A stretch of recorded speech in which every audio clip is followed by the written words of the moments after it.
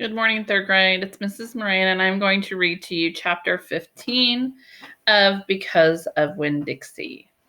The Herman W. Block Memorial Library's air conditioning unit didn't work very good, and there was only one fan. And from the minute me and Winn-Dixie got into the library, he hogged it all. He lay right in front of it and wagged his tail and let it blow his fur all around. Some of his fur was pretty loose and blew right off of him like a dandelion puff. I worried about him hogging the fan, and I worried about the fan blowing him bald. But Miss Franny said not to worry about either thing, that Winn-Dixie could hog the fan if he wanted, and she had never in her life seen a dog made bald by a fan.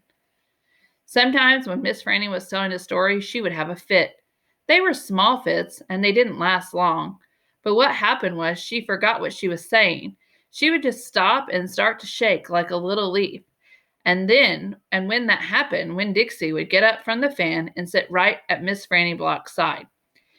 He would sit up tall, protecting her, with his ears standing up straight on his head, like soldiers. And when Miss Franny stopped shaking and started talking again, Winn-Dixie would lick her hand and lie back down in front of the fan.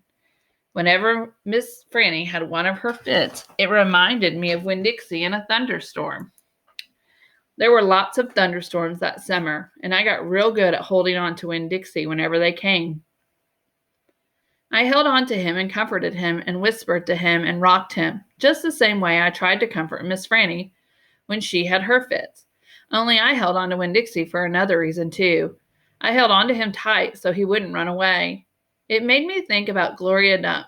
I wonder who comforted her when she heard those bottles knocking together, those ghosts chattering about things she had done wrong.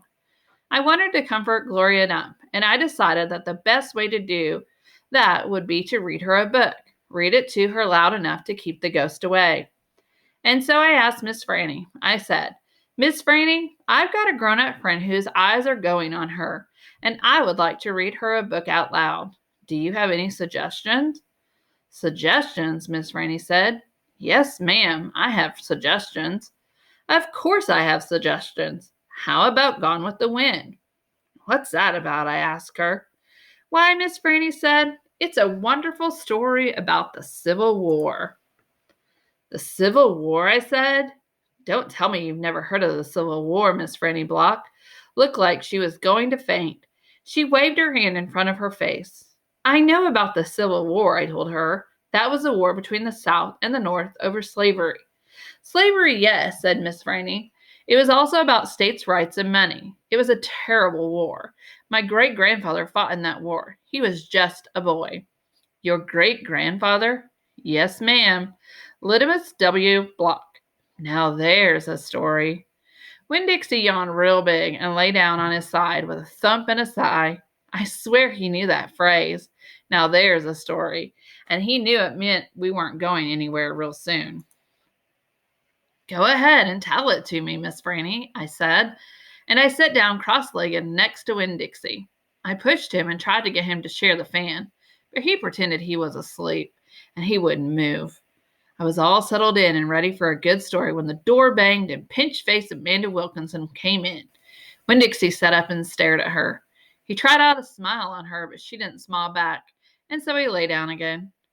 I'm ready for another book, Amanda said, slamming her book down on Miss Franny's desk. Well, said Miss Franny, maybe you don't mind waiting.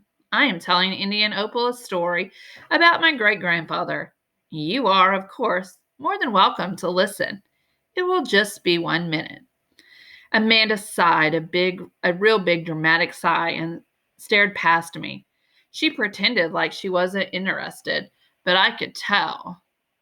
But she was, I could tell. Come sit over here, said Miss Franny. I'll stand, thank you, said Amanda. Suit yourself, Miss Franny shrugged. Now, where was I? Oh, yes, Lydimus W. Block.